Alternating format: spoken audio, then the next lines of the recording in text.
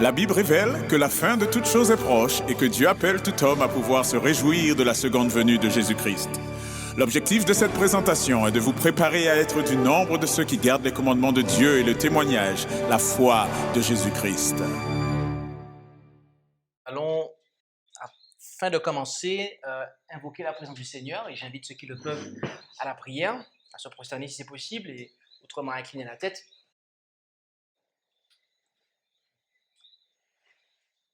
Éternel notre Dieu, une fois de plus, c'est avec un grand privilège, le sens d'une haute reconnaissance envers toi que nous venons nous incliner devant ta face. Et nous aspirons une fois de plus à être bénis par ta parole ainsi que la compréhension de ta parole par-dessus tout et durant cette heure. Et c'est pour cela que nous te demandons de te manifester à nous et que tu puisses toucher l'entendement mais aussi les cœurs de chacun. Et encore une fois, veuille être avec ton serviteur qui aura partagé ce message et que tu puisses, Seigneur, nous montrer ce que tu attends de nous et que tu puisses diriger toutes choses durant cette heure et dès maintenant et à jamais dans nos vies. Nous t'en prions en Jésus. Amen. Amen. Le sujet que nous allons aborder durant cette heure concerne Israël et son identité. Et le sujet est en fait une question que nous à laquelle que nous allons tâcher à laquelle nous allons tâcher de répondre. C'est est-ce que les Israélites sont noirs? Okay? Les Israélites sont-ils noirs? Et la question, elle est posée au présent. La raison de cette présentation est qu'il y a un mouvement, d'accord, depuis quelque temps, qui enseigne, que les Israélites étaient, mais aussi sont les Noirs, d'accord, et que voilà. Donc je ne vais pas en dire plus que ça, parce que je pense que vous avez, et plus le temps va passer, plus on va entendre parler de ça. Et vous avez peut-être certainement déjà entendu parler de ça. Si ce n'est pas le cas, attendez encore un peu et vous allez recevoir un message WhatsApp ou une vidéo qui va tomber sur vous.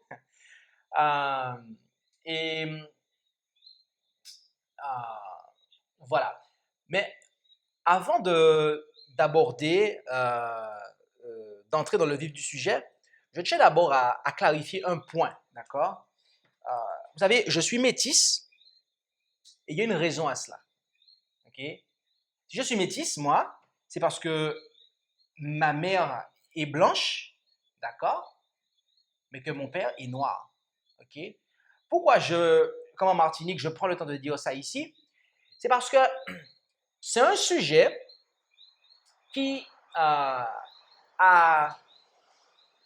je pense que vous l'avez constaté, qui a tendance à vouloir élever une race au-dessus de l'autre. D'accord? Parce que systématiquement, si on prend son temps de pouvoir prêcher ce sujet-là, de dire que ce sont les Noirs qui sont israélites, etc., c'est pour les placer au-dessus des autres. D'accord?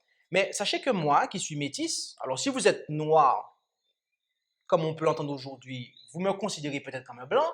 Si vous êtes blanc, vous allez peut-être me considérer comme un noir. Ou quelqu'un qui est entre les deux, il ne sait pas où se mettre. Mais sachez que j'ai une mère qui est blanche et j'ai un père qui est noir, d'accord? Et donc, je n'ai aucun problème que ce soit avec l'une ou l'autre. J'ai passé les 20 premières années de ma vie en Martinique, d'accord? Je suis martiniquais d'origine, je suis né en Martinique, j'ai grandi en Martinique. Je parle couramment le créole, en plus de l'anglais et du français. Et donc, j'ai grandi dans un environnement qu'on pourrait qualifier de noir, en fait, d'accord? Donc, moi, je n'ai pas de problème avec ça. Et maintenant, depuis 10 ans, je vis en métropole en France, d'accord, dans le pays de mes grands-parents côté maman, donc pour des raisons qui sont ministérielles. Donc voilà.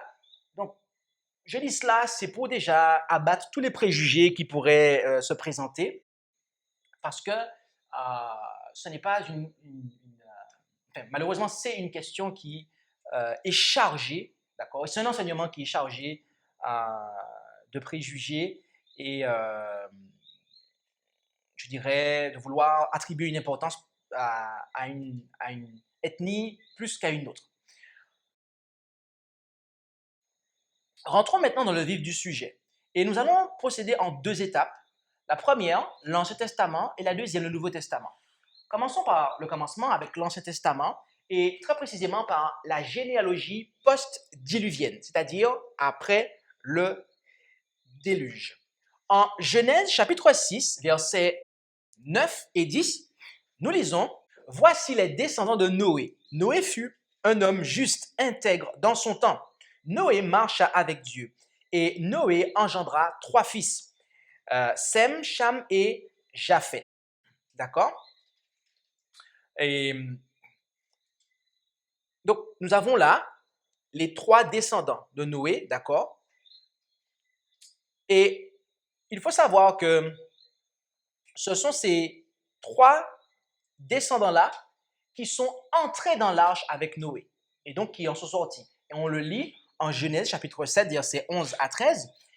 En l'an 600 de la vie de Noé, au second mois, au 17e jour du mois, en ce jour-là, toutes les sources du grand abîme éclatèrent et les bonds des eaux s'ouvrirent.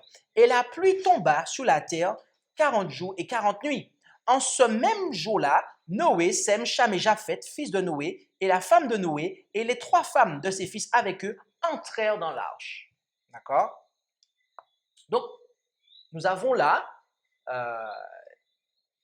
ceux qui sont entrés dans l'arche, et bien entendu, si vous lisez la suite du récit, vous allez voir que c'est eux qui en sont sortis. D'accord? Donc, voilà des textes qu'il nous faut déjà considérer. Mais il y a un autre passage, et c'est tout un chapitre en fait, que je vous inviterai à considérer attentivement chez vous. Mais nous allons le résumer, d'accord? C'est le chapitre 10, d'accord, de Genèse. Genèse chapitre 10, d'accord? Au verset 1, on nous parle de la généalogie post-diluvienne. On nous présente ces 3 messieurs que sont Noé, Cham et Japheth, d'accord? Et puis après, vous avez du verset 2 à 5, vous pouvez d'ailleurs le suivre dans vos Bibles, ou si vous pointez les versets, vous allez voir que ce que je vous dis est correct. Du verset 2 à 5, on vous parle de la descendance de Japheth, d'accord?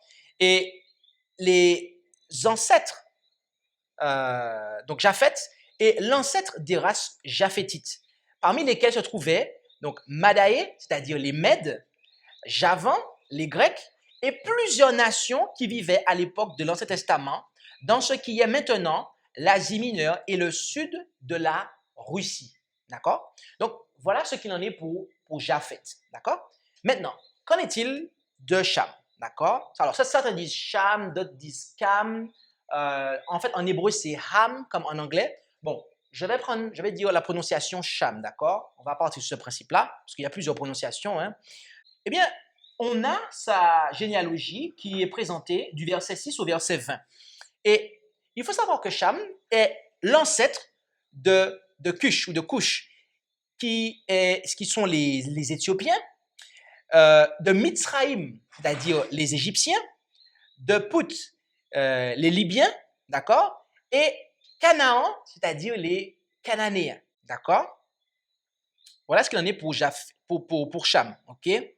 Donc notez cela, hein, que Cham, il est l'ancêtre des Éthiopiens, des Égyptiens, des Libyens et des Cananéens.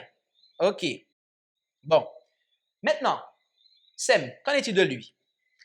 Eh bien, du verset 21 au verset 32, on nous fait comprendre qu'il est l'ancêtre de la race sémite à laquelle appartient Assur, c'est-à-dire les Assyriens, Aram, donc les Araméens, Héber, les Hébreux, ainsi que les Babyloniens et les Arabes. D'accord? Donc, Sem, il est l'ancêtre de quelle nation? Assur, donc les Assyriens, les Araméens, les Hébreux, les Babyloniens et les Arabes. D'accord? C'est clair ça? Les Hébreux descendent de Sem. Et petit rappel, les Éthiopiens et les Égyptiens descendent de qui? Avec les Cananéens, ils descendent de Cham. Ok. Il faut bien saisir ça. Les Israélites étaient-ils noirs? Pour répondre à la question au présent, il nous faut d'abord y répondre au passé. Les Israélites étaient-ils noirs? Cham, mes amis, était noir. En effet, dans The Exhaustive Dictionary of the Bible Names, à la page 93, il donne la définition suivante du nom de Cham. Chaleur, brûlant, chaud, noir, sombre. Le nom représente les caractéristiques, en fait. D'accord? Donc, lorsque vous avez quelqu'un qui porte ce nom-là, c'est qu'on le lui a donné en raison de sa caractéristique, en fait. D'accord? Donc, le nom même qu'il porte indique quelque chose sur son apparence. OK? Donc, s'il y avait l'un des fils de Noé qui était noir, par rapport au nom, hein, c'est bien Cham. D'accord?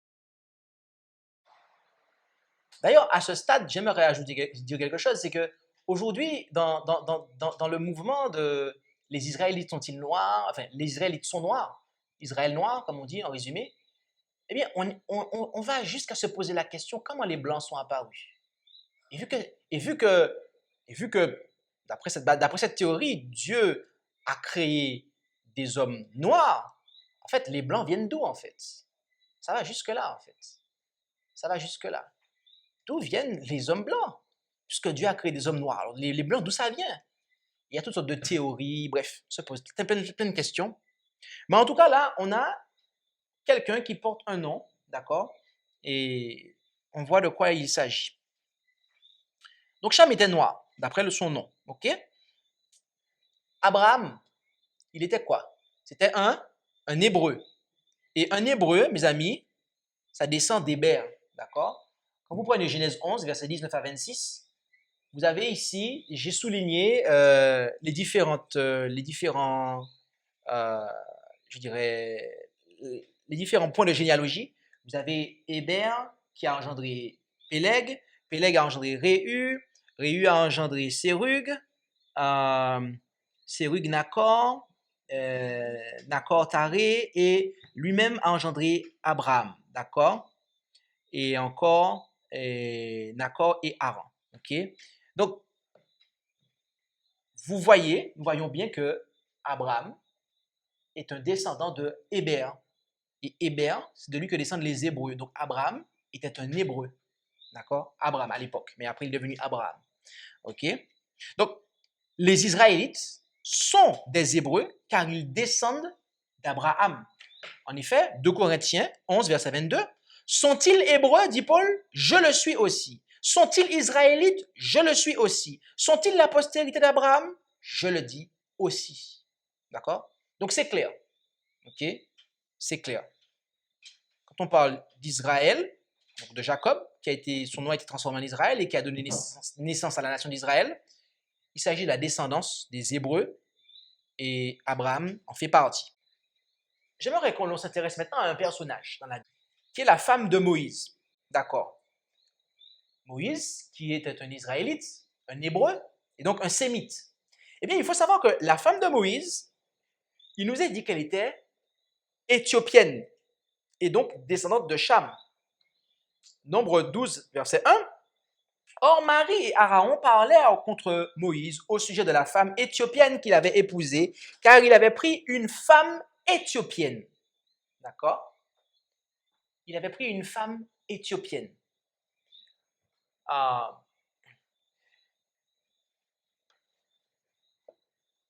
Encore une fois, je vous rappelle, Moïse était un Hébreu, sémite. Et là, on nous dit que sa femme était une Éthiopienne. D'accord? Je vous pose une question. De quelle couleur étaient les Éthiopiens de la Bible? Noirs. Mais la Bible, qu'est-ce qu'elle dit?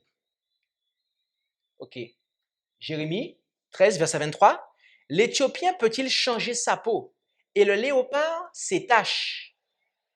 Alors aussi, vous pourrez faire le bien, vous qui êtes instruits à faire le mal. On remarque ici qu'au début du verset, on a deux similitudes. On prend deux choses pour expliquer un point. L'Éthiopien peut-il changer sa peau et le léopard ses taches? D'accord. Pour savoir ici de quelle couleur sont les Éthiopiens, normalement, il suffit de vous poser la question de savoir de quelle couleur sont les taches des léopards. D'accord? Nous savons de quelle couleur sont les taches des léopards. OK? Mes amis, les Éthiopiens sont généralement noirs. D'accord? Les Éthiopiens sont généralement noirs. Mais tel ne fut pas le cas de la femme de Moïse. Un auteur écrivit ce qui suit dans The Spirit of Prophecy, volume 1, à la page 286, paragraphe 2, et c'est Ellen White. Elle, donc Myriam, la sœur de Moïse, s'est plainte de Moïse parce qu'il avait épousé une femme éthiopienne au lieu de prendre une femme parmi les Hébreux. La femme de Moïse n'était pas noire, mais son teint était un peu plus sombre que celui des Hébreux.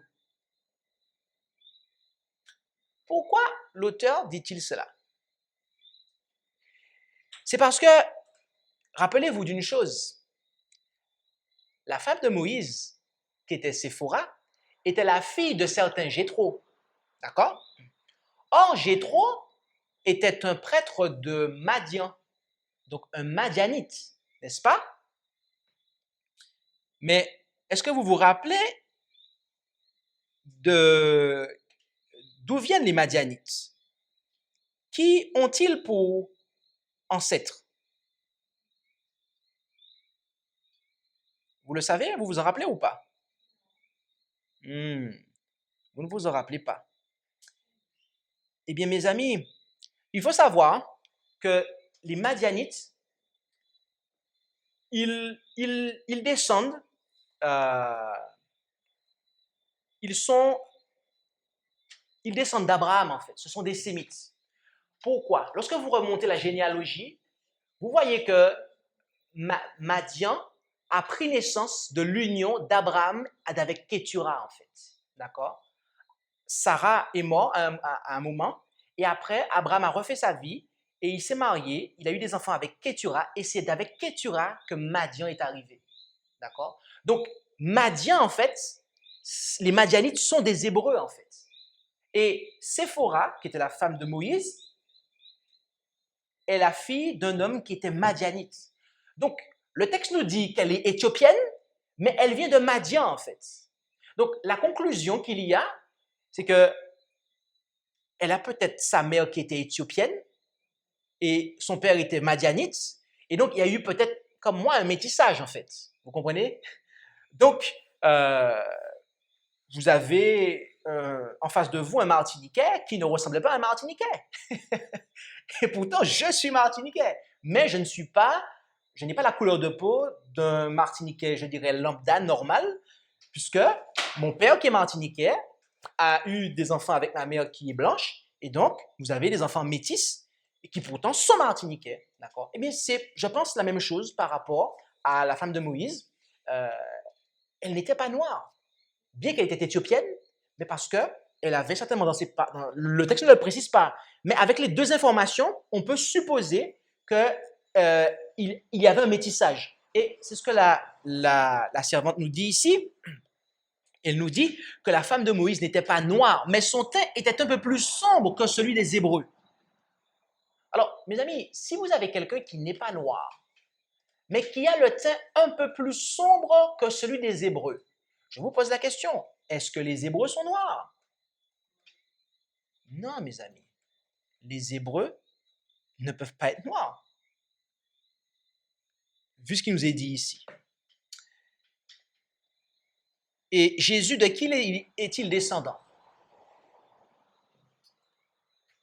Matthieu 1:1, livre généalogique de Jésus-Christ, fils de David, fils d'Abraham. Jésus est fils d'Abraham, d'accord?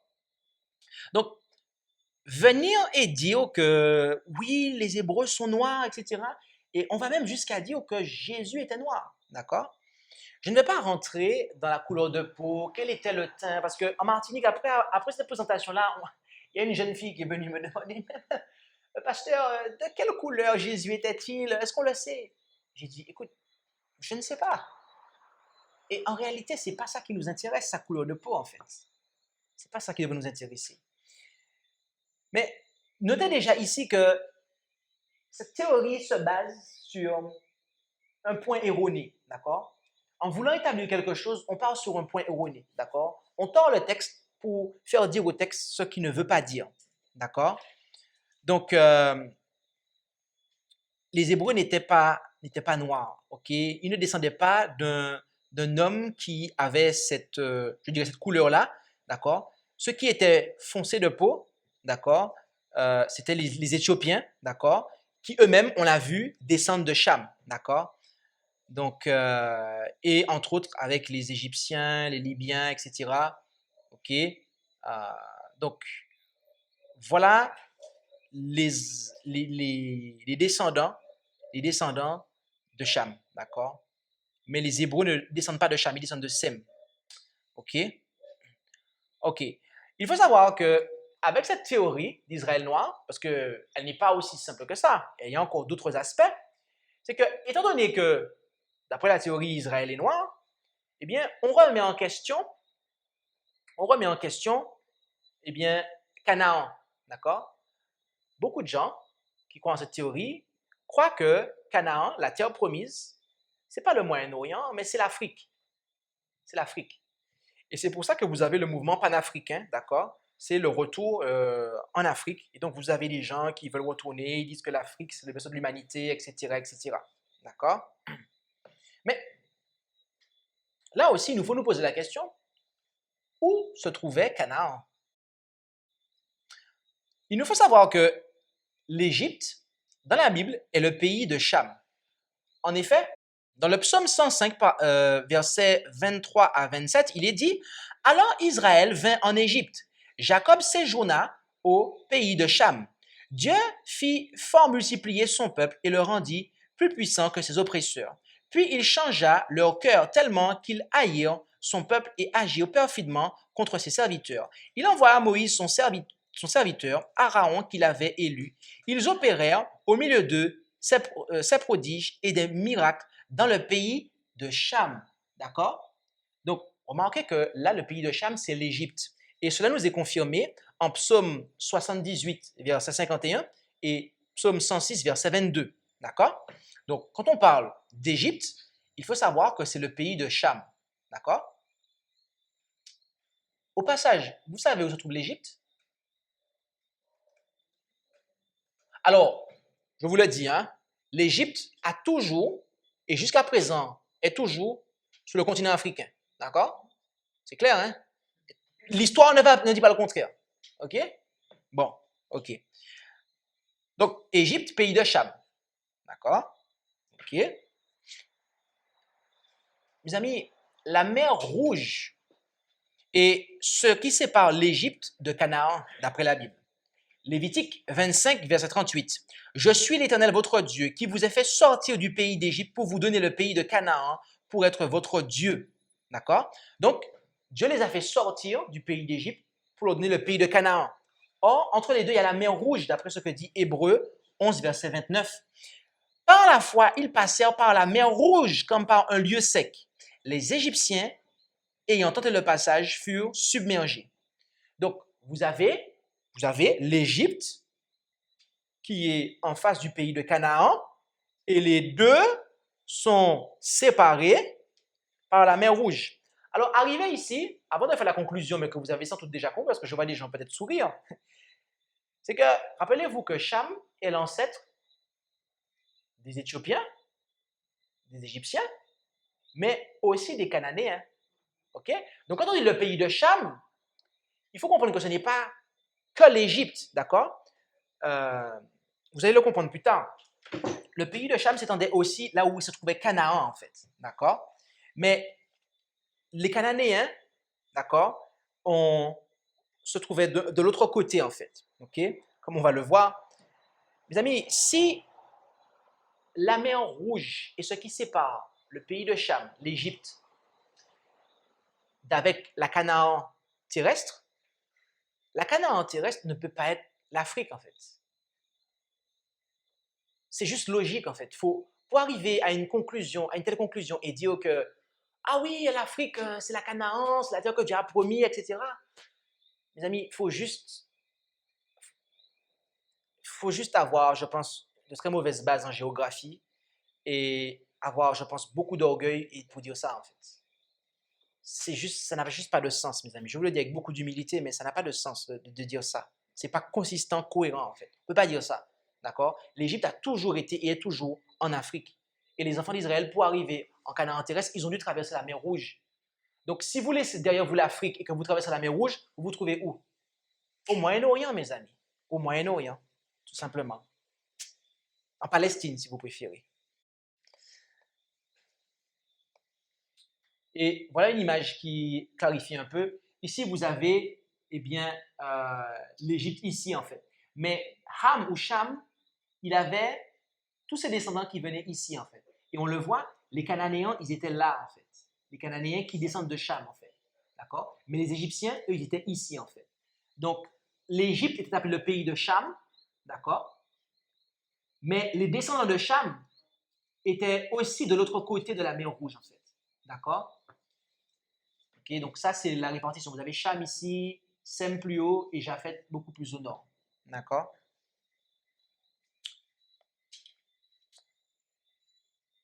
La terre fut promise à Abraham.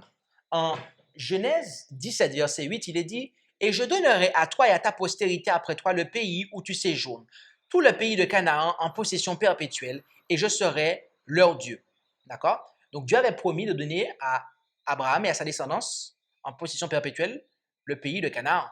D'accord? Or, il faut savoir quelque chose, c'est que la terre qu'on appelle la Palestine, d'accord, c'était le pays des Philistins. En Sophonie 2, verset 5, il est dit « Malheur aux habitants de la région maritime, à la nation des Kérétiens. La parole de l'Éternel est contre vous. Canaan, terre des Philistins.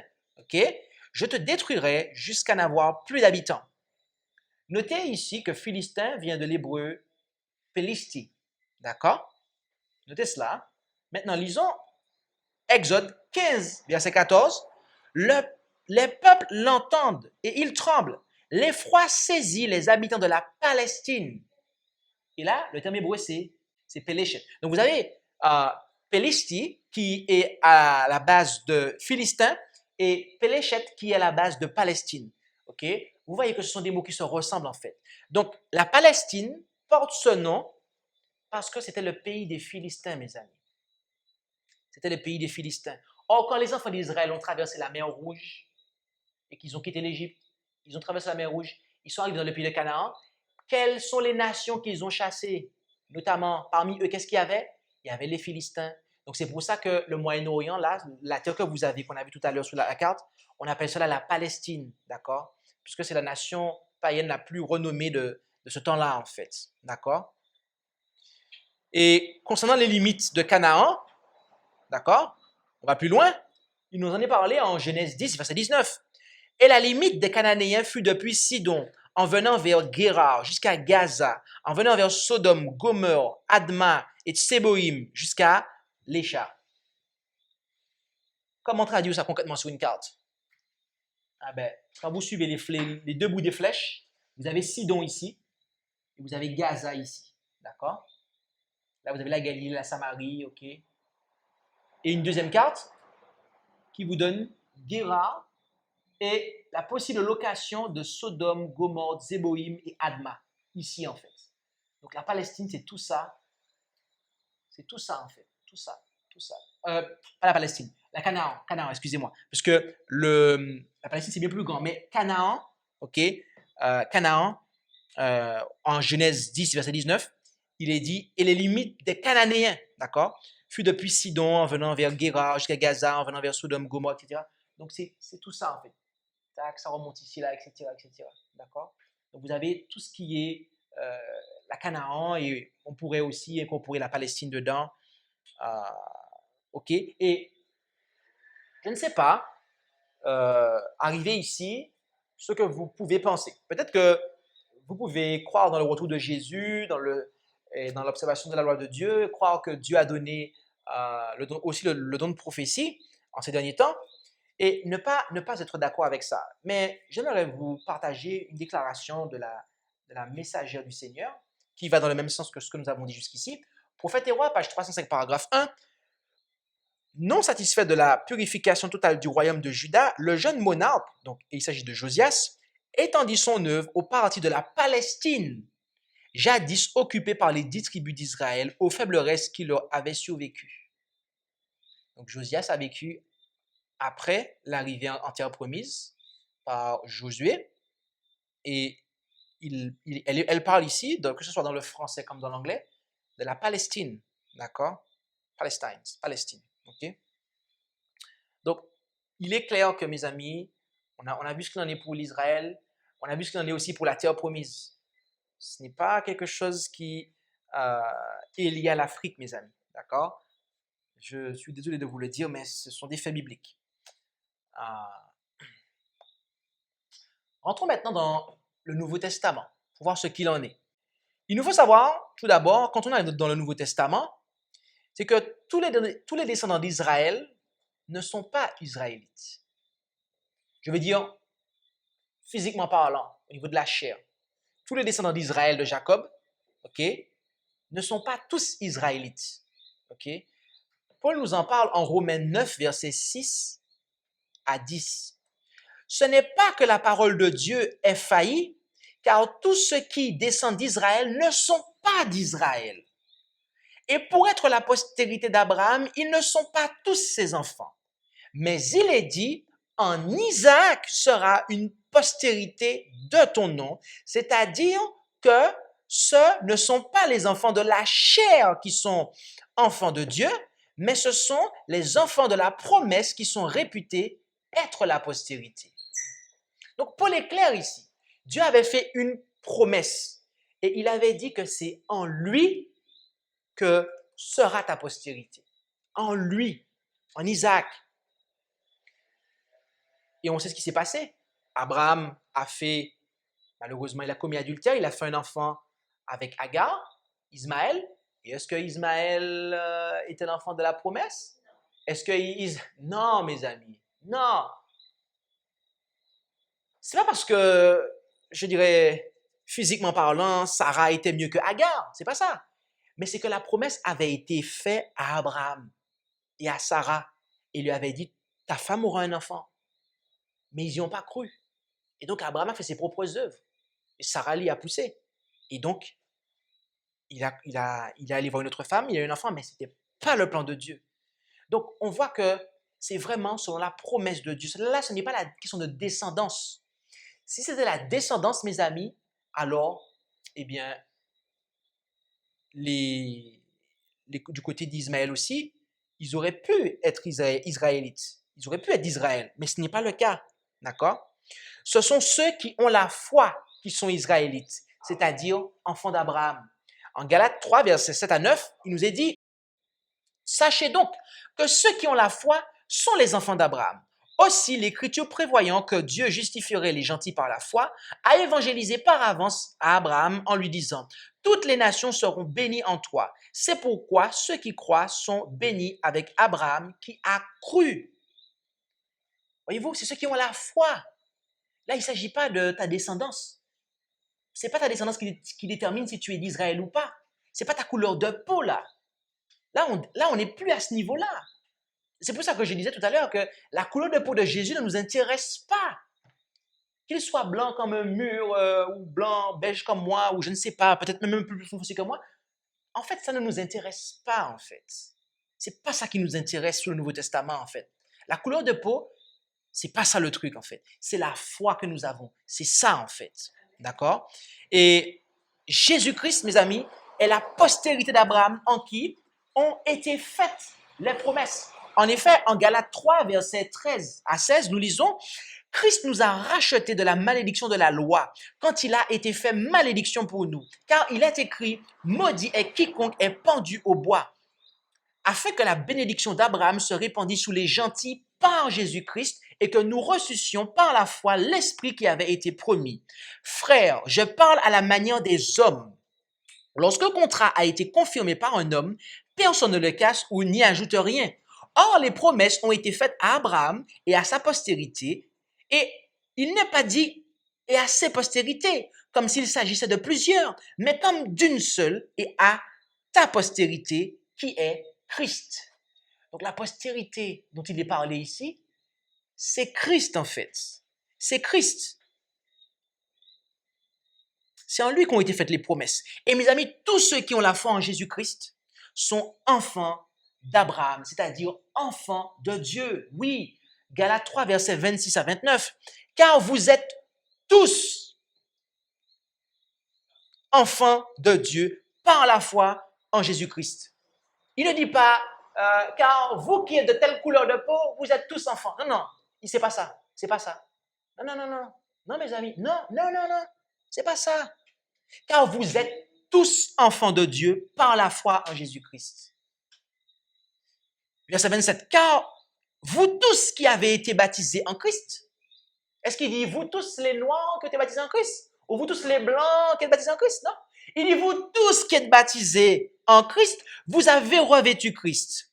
Il n'y a plus ni juif ni grec. Il n'y a plus ni esclave ni libre. Il n'y a plus ni homme ni femme, car vous êtes tous un en Jésus-Christ. Et si vous êtes de Christ, vous êtes donc la postérité d'Abraham et les héritiers selon la promesse. Amen.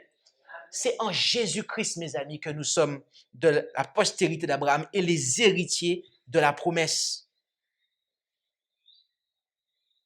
Il n'y a plus ni juif ni grec, mes amis. Il n'y a plus ni libre, ni esclave, ni libre.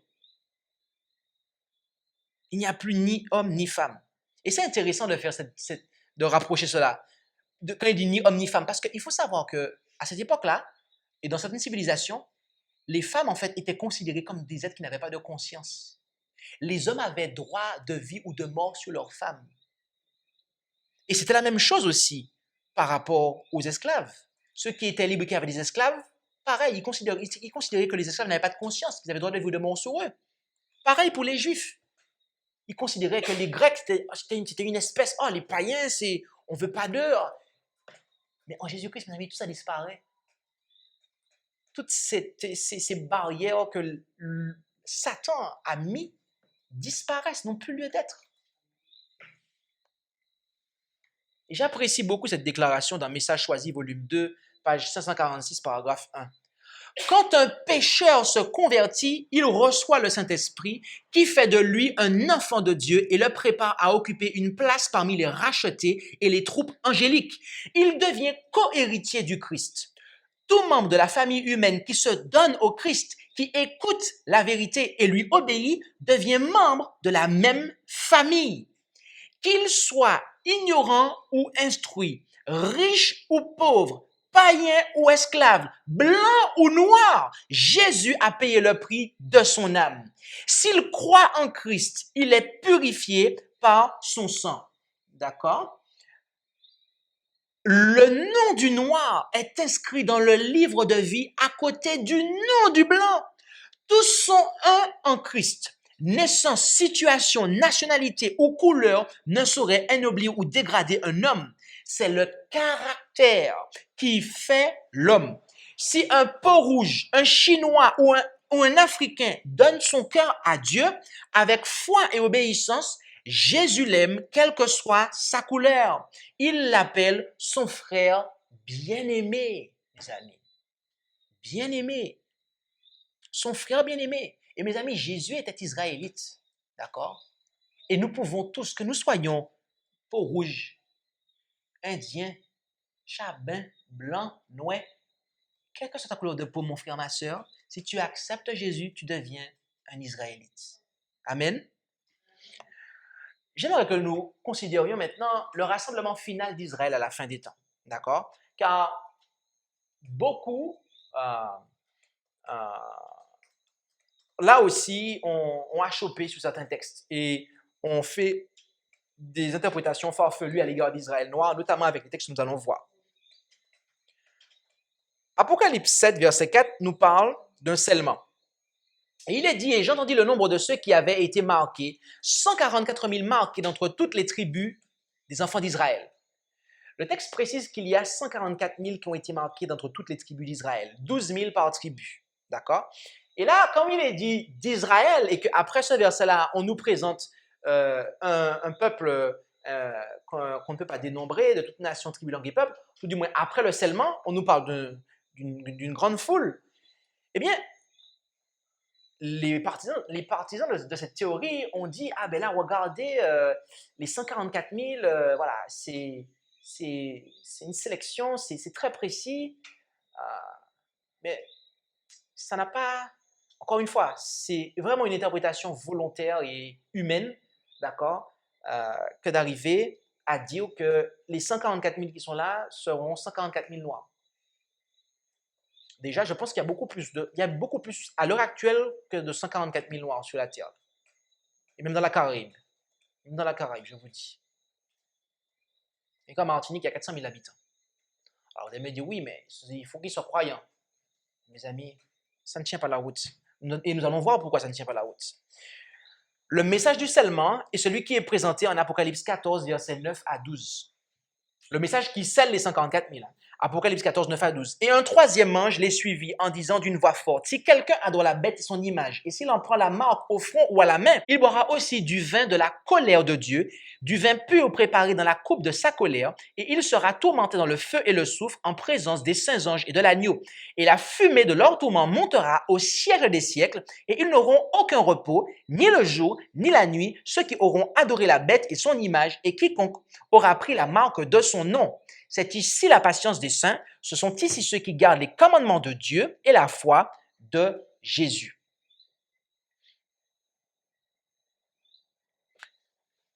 Qui est-ce que le troisième ange suit? Apocalypse 14, verset 8. Et un autre ange le suivit en disant, elle est tombée, Babylone, la grande ville, parce qu'elle a abreuvé toutes les nations du vin de la fureur de son impudicité. C'est cet ange-là. Le troisième ange vient après cet ange-là. Or, le texte nous dit qu'il est le troisième ange, au verset 9. Donc, c'est que cet ange-là est le deuxième ange. L'ange du verset 8 qui annonce la chute de Babylone est donc le deuxième ange. Mais cet ange-là, qui est-ce qu'il suit? L'ange qui donne le message au verset 7, mais je vais lire à partir du verset 6. Et je vis un autre ange qui volait au milieu du ciel, portant l'évangile éternel pour l'annoncer à ceux qui habitent sur la terre, à toute nation et tribu et langue et peuple, en disant d'une voix forte, craignez Dieu et lui donnez gloire, car l'heure de son jugement est venue, et adorez celui qui a fait le ciel, la terre, la mer et les sources d'eau. Donc, c'est donc cet ange est de ce fait le premier ange. D'accord?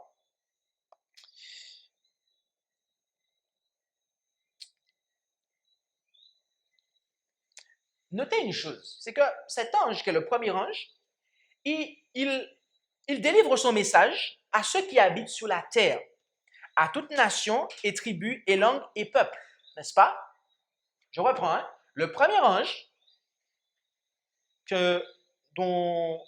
au sujet duquel nous lisons en Apocalypse 14, versets 6 et 7, annonce son message à toute nation, tribu, langue et peuple, en clair, à tous ceux qui habitent sur la terre. OK? Or, le fait que le troisième ange suit le deuxième ange et que le deuxième ange suit le premier ange indique, bien aimé, que le deuxième et le troisième annoncent aussi leur message à toute nation, tribu, langue et peuple, à savoir à toute la terre. Vous suivez ça? Vous avez le premier ange qui vole au milieu du ciel et qui annonce son message à toute la terre, toute nation, tribu, langue et peuple. Et il y a deux anges qui le suivent. Cela signifie bien que ces deux anges-là aussi annoncent leur message à toute nation, tribu, langue et peuple. Que ce soit le deuxième, mais aussi le troisième. Le troisième qui est l'ange qui annonce le message du scellement, dont l'œuvre scelle les 144 000. Pourquoi nous précisons cela, mes amis? C'est parce que si le message du scellement est annoncé à toute la terre, à toute nation, tribu, langue et peuple, cela signifie que c'est parmi les habitants de la terre, du milieu de toute nation, tribu, langue et peuple, que Dieu rassemble son peuple. Et cela est confirmé lorsque nous lisons Apocalypse 18, versets 1 à 4. Après cela, je vis descendre du ciel un autre ange qui avait un grand pouvoir. La terre fut éclairée de sa gloire. Et il cria avec force et à grande voix et dit, elle est tombée, Babylone la grande, et elle est devenue la demeure des démons, et le repère de tout esprit immonde, et le repère de tout oiseau immonde et horrible, car toutes les nations ont bu du vin de la fureur de sa fornication, et les rois de la terre se sont prostitués avec elle, et les marchands de la terre se sont enrichis de l'abondance de son luxe. Verset 4. Puis j'entendis une autre voix du ciel qui disait, sortez du milieu d'elle, mon peuple, de peur que, participant à ses péchés, vous n'ayez aussi part à ses plaies. Le peuple de Dieu, mes amis, c'est qui? N'est-ce pas Israël? Or, là, Dieu dit à son peuple de sortir de Babylone. Et rappelez-vous que ce message est annoncé à toute nation, tribu, langue et peuple. Ça veut dire que le peuple de Dieu est dispersé, en fait. Le peuple de Dieu est dispersé, mes amis. Donc, il n'y a pas lieu de dire que oui, vous avez les Israélites là, ce sont les Noirs, et puis après vous avez la grande foule, alors là c'est tout le monde. Mes amis, ça n'a pas de sens. Ça n'a pas de sens. Puisque les 144 000, ils sont rassemblés, ils sont scellés parmi toutes les nations, tribus, langues et peuples. Ils sont éparpillés en fait. Ils sont éparpillés parmi toutes les nations, tribus, langues et peuples. Et c'est de là dont ils viennent.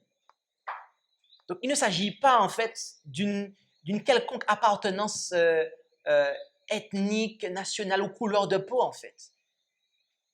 Car c'est le message, mes amis, qui scelle. C'est l'acceptation ou le rejet du message qui fait que vous serez ou pas parmi ces 144 000 Israélites. Que cela soit clair, mes amis. Et ça, c'est purement une acceptation simple de la parole de Dieu.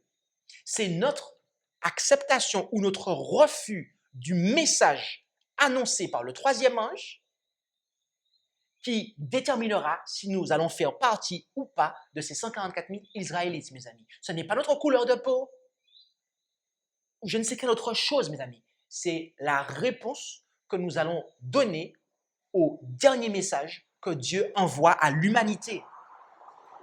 Et nous avons une confirmation dans Prophètes et Rois, à la page 228, paragraphe 4, jusqu'à 230, paragraphe 1. Les prophéties d'Amos et d'Osée concernant le châtiment divin parlaient aussi de gloire future. Mais pour les 10 tribus si longtemps rebelles et impénitentes, il n'était pas fait, je reprends, il n'était fait aucune promesse de retour en Palestine. Elle devait jusqu'à la fin des temps errer parmi les nations. Toutefois, Osée prédit à Israël qu'il aurait le privilège de participer à la restauration finale à la fin des temps, au moment où le Christ apparaîtra comme roi des rois et seigneur des seigneurs. Le prophète déclarait, « Les enfants d'Israël resteront longtemps sans roi, sans chef, sans sacrifice, sans statut, sans déphode et sans téraphim. Après cela, ajoutait-il, ils reviendront, ils chercheront l'Éternel, leur Dieu, et David, leur roi, et ils tressailleront à la vue de l'Éternel et de sa bonté dans la suite des temps. » Osée 3, versets 4 et 5. En ce jour-là, le reste d'Israël et les réchappés de la maison de Jacob s'appuieront avec confiance sur l'Éternel, le Saint d'Israël. Ésaïe 10, verset 20. De toute nation, de tout peuple, quelques-uns répondront avec empressement au message « Craignez Dieu et donnez-lui gloire, car l'heure de son jugement est venue. » Ils abandonneront toutes leurs idoles qui les attachaient à la terre pour adorer celui qui a fait le ciel et la terre et la mer et les sources d'eau. Ils se dégageront de tout ce qui les entravait pour être devant ce monde comme des monuments de la miséricorde de Dieu.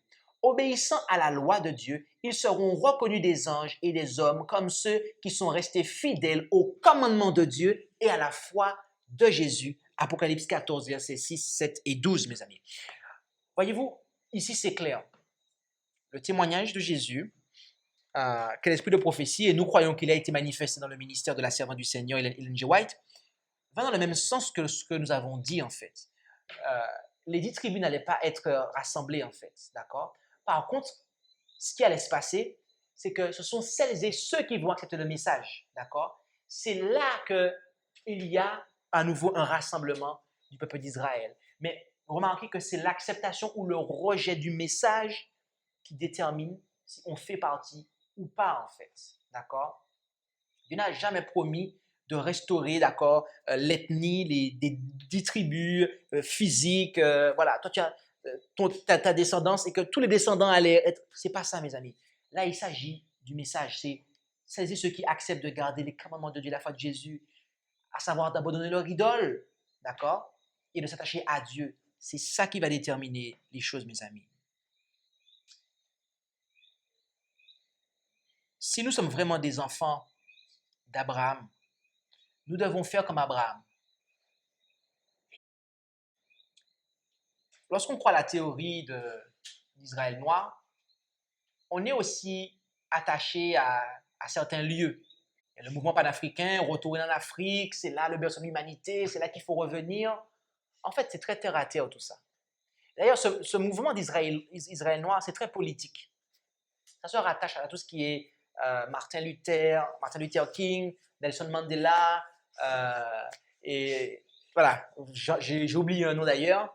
Il y a un nom que j'ai oublié, mais je ne suis pas en train de dénigrer tout ce que ces hommes ont fait, en fait, d'accord? Ils ont lutté effectivement contre l'inégalité qui existait par rapport à l'esclavage, et cela, il fallait effectivement le faire. Il fallait qu'ils se mettent un terme à cela, d'accord? D'ailleurs, ça a été un tort du protestantisme, un péché de la part des protestants d'avoir été d'accord avec l'esclavage, ok? Mais ici, ce sur quoi je veux mettre le doigt, c'est le comportement que Abraham a eu, mes amis. Abraham n'était pas terre à terre. Il n'était pas quelqu'un qui s'était attaché à ce monde. En fait, Abraham n'avait même pas les yeux fixés sur la Canaan terrestre, en réalité. Hébreux 11, versets 8 et 9. Par la foi, Abraham, étant appelé, obéit pour aller au pays qu'il devait recevoir en héritage et partit, ne sachant où il allait. Par la foi, il demeura dans la terre qui lui avait été promise, comme dans une terre étrangère. Remarquez ça, comme dans une terre étrangère, habitant sous des tentes avec Isaac et Jacob, les cohéritiers de la même promesse, car ils attendaient la cité qui a des fondements, dont Dieu est l'architecte et le fondateur. Remarquez ce que Abraham attendait. La cité qui a des fondements et dont Dieu est l'architecte. En fait, Dieu attendait le royaume de Dieu, en fait. Le royaume de Dieu, de justice, qui va s'établir sous cette terre, mes amis, une fois que le péché sera éliminé. Et alors, toute cette terre renouvelée, mes amis, c'est cela la terre promise, la terre que Dieu nous promet. Heureux les débonnaires, les doux, car ils hériteront la terre, dit Jésus. Voilà la terre que Dieu nous promet. Ce n'est pas un petit morceau là, de terrain là, au Moyen-Orient. Ce n'est pas ça, mes amis, que Dieu nous promet. La terre que Dieu nous promet, c'est une terre tout entière, purifiée du péché, où nous pourrons vivre en paix, en harmonie, dans l'amour et sous le regard de Dieu. C'est ça dont Dieu nous promet, mes amis. Et tout cela nous est offert en Jésus-Christ. Que nous soyons blancs, noirs, charbins, jaunes, rouges, tout cela nous est offert en Jésus-Christ, mes amis. L'évangile, mes amis, est pour tous. Et il y aura, et je dois dire, oui, il y a des Israélites noirs. Les Noirs qui ont accepté Jésus, ils sont Israël. Tout comme les Chabins qui ont accepté Jésus sont Israël. Les Blancs qui ont accepté Jésus, ils font partie d'Israël. Les jaunes, les rouges. Il n'y aura pas que des Noirs parmi Israël, parmi les 144 000. Mais il y en aura. C'est pour cela, mon frère, ma soeur, cher ami, que la question que nous devons réellement nous poser, ou tout du moins la couleur qui devrait vraiment nous intéresser à ce stade de l'histoire, c'est est-ce que le sang de Jésus a coulé sur moi? Est-ce que par son sang, Jésus a réussi à me laver de mes péchés? Voilà la couleur, mes amis, qui doit nous intéresser. C'est le rouge, la couleur du sang de Jésus. C'est cette couleur-là, mes amis, que Dieu veut voir sur nous. Cette couleur-là. C'est-à-dire, est-ce que nous sommes lavés du péché? C'est ça, en fait, que Dieu attend de voir. C'est ça qui déterminera notre appartenance ou pas à ce peuple. Et nous sommes à ce moment-là, nous vivons à cette époque où Dieu est en train de rassembler son peuple. Dieu est en train de rassembler les 144 000, mes amis. Il est en train, le scellement a lieu, il est en train de rassembler son peuple. Et il regarde, il attend de savoir si nous allons accepter Jésus, si nous allons lui permettre de nous laver de nos péchés par son sang précieux qui a coulé pour nous. Que nous soyons blancs, noirs, jaunes, quelle que soit ta couleur de peau, mon ami, en ce soir, c'est le sang de Jésus qui doit couler sur toi pour te laver de tes péchés, afin que tu fasses partie du peuple de Dieu. Est-ce que tu le veux? Moi, je le veux. Si tu le veux avec moi, alors prions ensemble.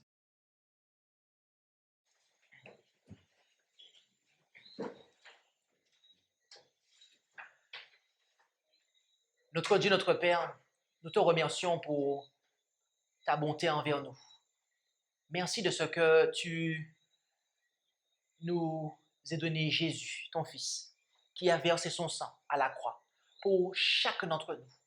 Quelle que soit la couleur de peau que nous ayons, Seigneur, tu nous offres la possibilité de pouvoir mener une vie sans péché et de pouvoir être appelés tes enfants, faire partie de ton peuple, d'Israël. Alors aide-nous, Père, à mettre de côté et à rejeter toute théorie qui viendrait nous faire croire qu'il y a une race qui est plus avantagée qu'une autre dans le plan du salut. Mais que nous puissions, bien au contraire, aller vers Christ sans préjugés. Et au fur et à mesure que nous allons nous rapprocher de Jésus, eh bien, il sera manifeste et évident que nous allons nous rapprocher les uns des autres, quelle que soit la couleur de peau qu'est la nôtre. Alors, veuillez agir dans nos cœurs, Père, et que le sang de Jésus qui a coulé pour nous soit efficace dans notre vie, afin que nous puissions hériter de la terre promise, de cette terre que tu nous as promise, Père. Bénis-nous en ce soir et que ta paix et ta grâce reposent sur nous. Nous t'en prions en Jésus. Amen. Merci d'avoir écouté cette présentation avec intérêt. Pour plus d'informations, consultez notre site internet lereste.org et suivez-nous sur Facebook ainsi que sur YouTube à @lereste. Vous pouvez aussi nous contacter par email à info@lereste.org ou par téléphone au +33 6 12 60 13 69.